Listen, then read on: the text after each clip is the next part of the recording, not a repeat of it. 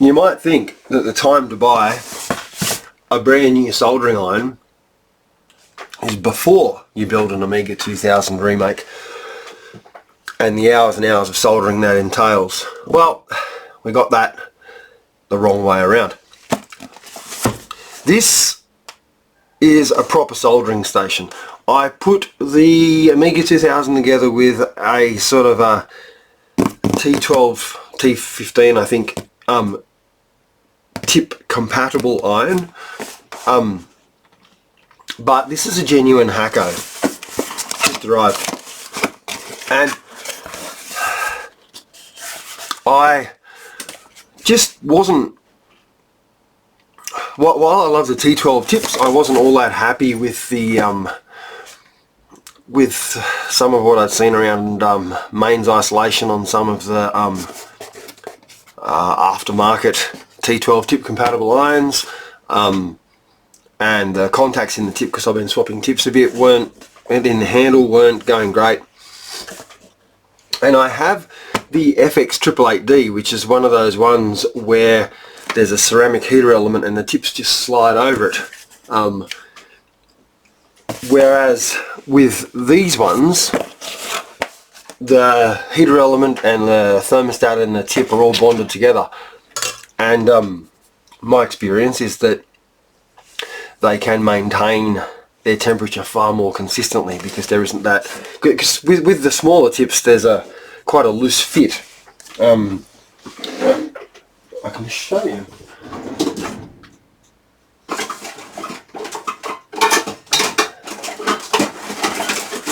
I have a genuine 888D here,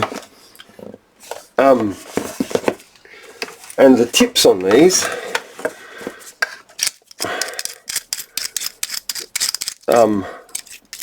just fit over the ceramic heater, and look, they do a good job, but I find that they don't hold their temperature nearly as consistently, and changing tips is not nearly as easy because there's sort of some clamping force involved, I think. I'm not sure. The 888D though in some ways has been a bit of a disappointment for me, in that it is tricky to adjust the temperature. This is the FX-950. The 951's quite a bit dearer and is all digital, but setting the temperature on it is a bit of a drama as well, because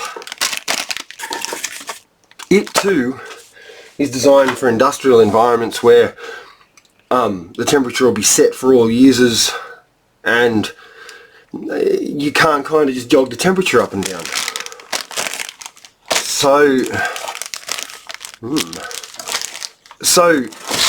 what I've done is I have purchased the, oh look at that, that's really nice. I have a pirate one of these. I think it's a pirate one. That's lovely. That's pressed steel. So rather than get one with the two tips I ordered, a 1.2mm chisel and a 2mm diameter weld tip for SMD stuff. I'll get to that in a separate video. It was expensive, but I've cut tips apart with my lathe to make things in the past, and oh, I can't see it. I made, for example, something for dealing with hot glue impregnated ribbon strip for displays, and the construction of a genuine tip in terms of the metals involved was entirely different to a cheap one, and I thought, right, I'll get a couple of proper tips. And so what I purchased here with the cheaper and non-digital Hakko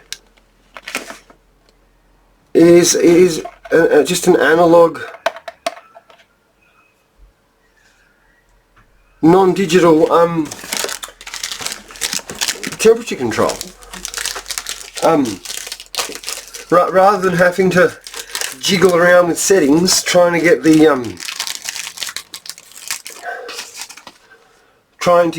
temperature right, in some sort of menu system, put the key in, I can just twist it. 350, 400, 450. So I can just, as I need to, just get the temperature I want.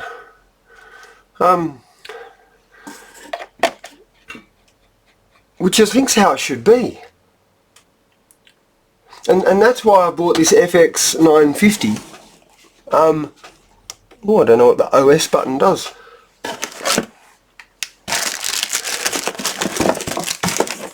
I wouldn't swap it for a 951, and I would swap my digital 888D for one like this with an analog control. I look, it's a shame about the key having to be in there, and I may make something that goes in there because it sticks out a bit and a bit janky. But what I have in this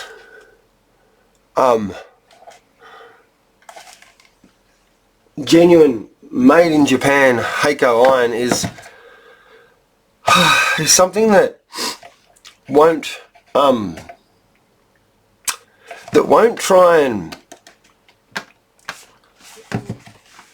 and zap me through some sort of second rate or my work through some sort of second rate electrical isolation and so on. I don't think it's the real deal. Nice switch on top. Proper iron. Should be easy to use, easy to adjust the temperature as I need it changed without having to start clicking around in menus. I mean, with the 888D, honestly, I've got to check the manual every time I want to change the temperature, which is just stupid. I might even sell it. A lot of people reckon they're fine, they set a few presets and they don't stuff around with it, but I do a lot of vintage computing work, as you know, and oftentimes the boards really aren't designed so that they have proper thermal relieves and so on to allow for being able to use a consistent temperature as I proceed. But this is great. 400, 350, you know, like, just give it a bit of a tweak when I need to. Lovely stuff. I bought this with my own money, it's unsponsored, from a distributor here in Australia, including a couple of tips. I'm in for about 500 Australian dollars, which is an awful lot of money for, you know, when I've already got something that'll make solder melt. But I just didn't want to deal with